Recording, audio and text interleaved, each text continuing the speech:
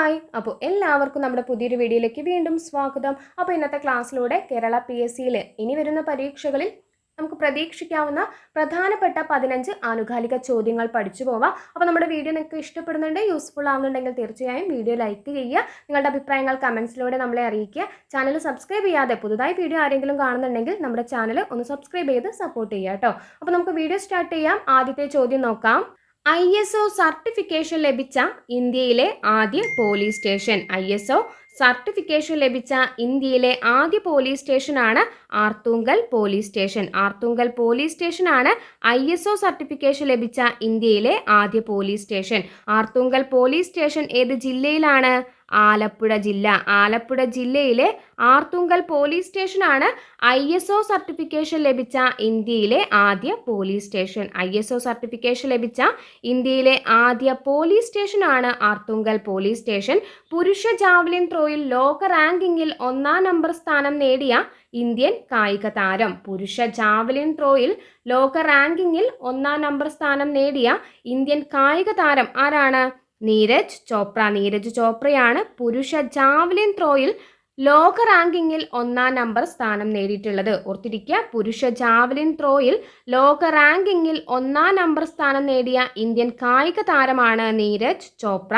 2026 AI ഉച്ചകോടിക്ക് വേദിയാകുന്നത്. 2026 AI ഉച്ചകോടിക്ക് ആതിഥേയത്വം വഹിക്കുന്ന രാജ്യമാണ് ഇന്ത്യ. ഇന്ത്യയിൽ വെച്ചിട്ടാണ് 2026 AI ഉച്ചകോടി നടക്കാൻ വേണ്ടി പോകുന്നത്. അപ്പോൾ കഴിഞ്ഞ ക്ലാസ്സിൽ നമ്മൾ പഠിച്ചിട്ടുണ്ടായിരുന്നു 2025 G7 ഉച്ചകോടി എവിടെ വെച്ചിട്ടായിരുന്നു?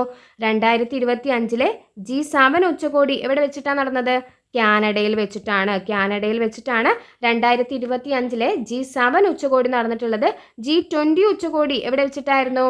സൗത്ത് ആഫ്രിക്കയിലെ ജോഹന്നാസ്ബർഗിൽ വെച്ചിട്ടാണ്. സൗത്ത് ആഫ്രിക്കയിലെ ജോഹന്നാസ്ബർഗിൽ വെച്ചിട്ടാണ് 2025 G20 ഉച്ചകോടി നടന്നിട്ടുള്ളത്. അപ്പോൾ പഠിച്ച കാര്യങ്ങൾ നിങ്ങളൊന്ന് റിപ്പീറ്റ് ചെയ്ത് പഠിച്ചു പോവുക കേട്ടോ. കണക്ട് ചെയ്ത് ഇതുപോലെ റിപ്പീറ്റ് ചെയ്ത് പഠിക്കുകയാണെങ്കിൽ അത് നിങ്ങൾക്ക് കൂടുതൽ യൂസ്ഫുൾ ആയിരിക്കും. അപ്പോൾ 2026 AI ഉച്ചകോടിക്ക് വേദിയാകുന്നത് ഇന്ത്യയാണ്. ഇന്ത്യയിൽ വെച്ചിട്ട് 2026 AI ഉച്ചകോടി നടക്കാൻ വേണ്ടി പോകുന്നു. അപ്പോൾ 2025 G7 ഉച്ചകോടി കാനഡയിൽ വെച്ച് നടന്നു. 2025 G20 ഉച്ചകോടി സൗത്ത് ആഫ്രിക്കയിലെ ജോഹന്നാസ്ബർഗിൽ വെച്ചിട്ടാണ് നടന്നിട്ടുള്ളത്.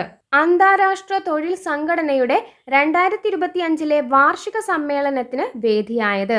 അന്താരാഷ്ട്ര തൊഴിൽ സംഘടന ഇന്റർനാഷണൽ ലേബർ ഓർഗനൈസേഷന്റെ 2025 വാർഷിക സമ്മേളനത്തിന് വേദിയായത് സ്വിറ്റ്സർലാൻഡിലെ ജനീവയാണ്. സ്വിറ്റ്സർലാൻഡിലെ ജനീവയിൽ വെച്ചിട്ടാണ് ഇന്റർനാഷണൽ ലേബർ ഓർഗനൈസേഷൻ അന്താരാഷ്ട്ര തൊഴിൽ സംഘടനയുടെ 2025 വാർഷിക സമ്മേളനത്തിന് വേദിയായത് സ്വിറ്റ്സർലാൻഡിലെ ജനീവയാണ്. അപ്പോൾ ഇന്റർനാഷണൽ ലേബർ ഓർഗനൈസേഷൻ രൂപീകൃതമായത് ഏത് വർഷമാണ്? 1919. ഇനി ഹെഡ് ക്വാർട്ടേഴ്സ് ചോദിച്ചാൽ സ്വിറ്റ്സർലാൻഡിലെ ജനീവയാണ്. ജനീവയാണ് ഇന്റർനാഷണൽ ലേബർ ഓർഗനൈസേഷന്റെ ആസ്ഥാനം. എവിടെയാണ്? സ്വിറ്റ്സർലാൻഡിലെ ജനീവയാണ് ഇന്റർനാഷണൽ ലേബർ ഓർഗനൈസേഷന്റെ ആസ്ഥാനം. ഇനി 2025 വാർഷിക സമ്മേളനത്തിന് വേദിയായത് എവിടെയാണ് എന്ന് ചോദിച്ചാൽ അത് ജനീവയാണ്. നിലവിലെ സംസ്ഥാന പോലീസ് മേധാവി ആരാണ്? നിലവിലെ സംസ്ഥാന പോലീസ് മേധാവി റവാഡ എ ചന്ദ്രശേഖർ ആണ്.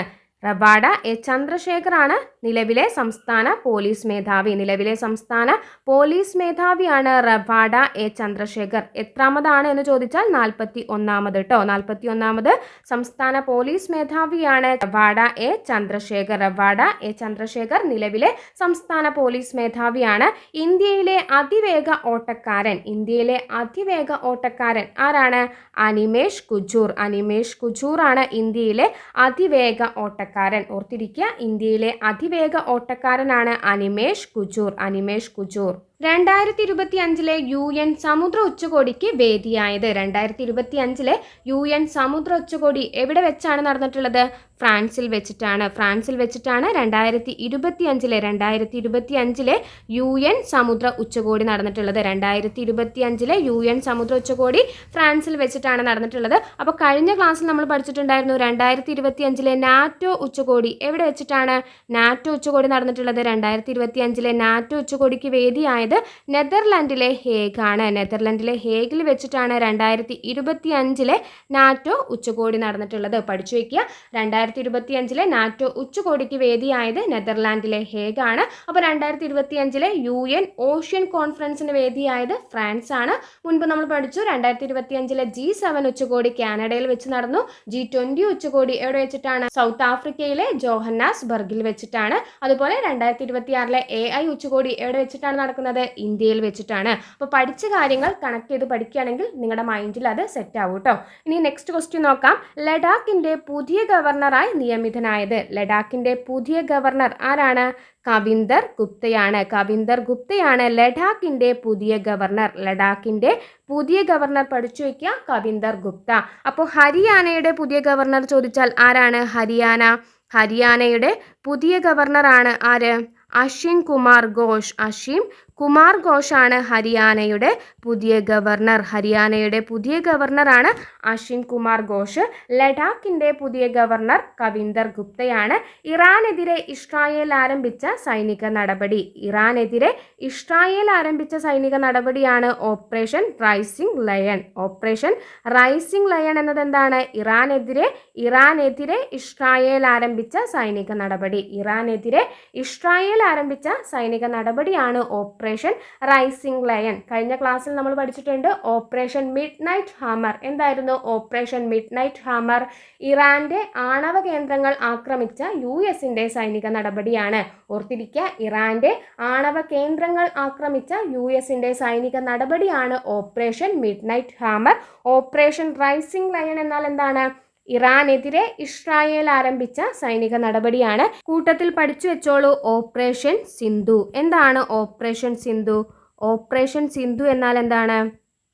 ഓപ്പറേഷൻ സിന്ധു ഇസ്രായേൽ കുടുങ്ങിക്കിടക്കുന്ന ഇന്ത്യക്കാരെ തിരികെ ഇന്ത്യയിലെത്തിക്കാൻ വേണ്ടി കേന്ദ്ര സർക്കാർ ആവിഷ്കരിച്ചിട്ടുള്ള ദൗത്യമാണ്. എന്താണ്? ഇസ്രായേൽ കുടുങ്ങിക്കിടക്കുന്ന ഇന്ത്യക്കാരെ തിരികെ ഇന്ത്യയിലെത്തിക്കാൻ വേണ്ടിയിട്ട് കേന്ദ്ര സർക്കാർ ആവിഷ്കരിച്ച ദൗത്യമാണ് ഓപ്പറേഷൻ സിന്ധു. അപ്പോൾ ഓപ്പറേഷൻ റൈസിംഗ് ലയൺ എന്നാൽ ഇറാനെതിരെ ഇസ്രായേൽ ആരംഭിച്ച സൈനിക നടപടിയാണ്.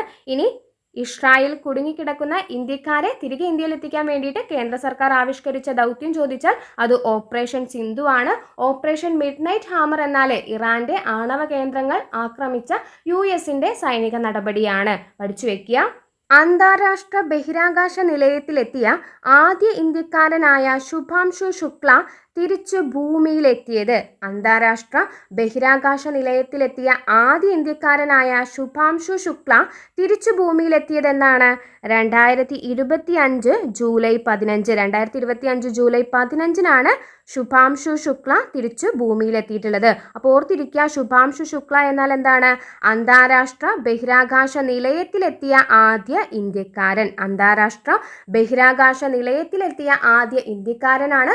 ബഹിരാകാശത്തെത്തിയ രണ്ടാമത്തെ ഇന്ത്യക്കാരൻ. കഴിഞ്ഞ ക്ലാസ്സിൽ നമ്മൾ കൃത്യമായി പഠിച്ചിട്ടുണ്ട്. അപ്പോൾ ആ ഒരു വീഡിയോയുടെ ലിങ്ക് ഞാനിവിടെ താഴെ കൊടുക്കാം. നിങ്ങൾ കണ്ടിട്ടില്ലെങ്കിൽ കണ്ടു നോക്കുക കേട്ടോ. അപ്പോൾ അന്താരാഷ്ട്ര ബഹിരാകാശ നിലയത്തിലെത്തിയ ആദ്യ ഇന്ത്യക്കാരനായ ശുഭാംശു ശുക്ല തിരിച്ചു ഭൂമിയിലെത്തിയതെന്നാണ്? 2025 ജൂലൈ 15. സമയം കൂടി ഓർത്തിരിക്കുക. എപ്പോഴാണ്? ഇന്ത്യൻ സമയം 3:01 കേട്ടോ. 3:01 ഭൂമിയിലെത്തിയിട്ടുള്ളത്. ഇന്ത്യൻ റെയിൽവേയുമായി ബന്ധപ്പെട്ട എല്ലാ സേവനങ്ങളും ഒരു കുടക്കീഴിൽ ലഭ്യമാക്കുന്നതിനായി ആരംഭിച്ച മൊബൈൽ ആപ്ലിക്കേഷൻ. ഇന്ത്യൻ റെയിൽവേയുമായി ബന്ധപ്പെട്ട എല്ലാ സേവനങ്ങളും ഒരു കുടക്കീഴിൽ ലഭ്യമാക്കുന്നതിനായി ആരംഭിച്ച മൊബൈൽ ആപ്ലിക്കേഷനാണ് റെയിൽ വൺ. റെയിൽ വൺ എന്നത് എന്താണ്? ഓർത്തിരിക്കുക, റെയിൽ വൺ എന്നത് എന്താണ്? ഇന്ത്യൻ റെയിൽവേയുമായി ബന്ധപ്പെട്ട എല്ലാ സേവനങ്ങളും ഒരു കുടക്കീഴിൽ ലഭ്യമാക്കുന്നതിനായി ആരംഭിച്ച മൊബൈൽ ആപ്ലിക്കേഷനാണ്.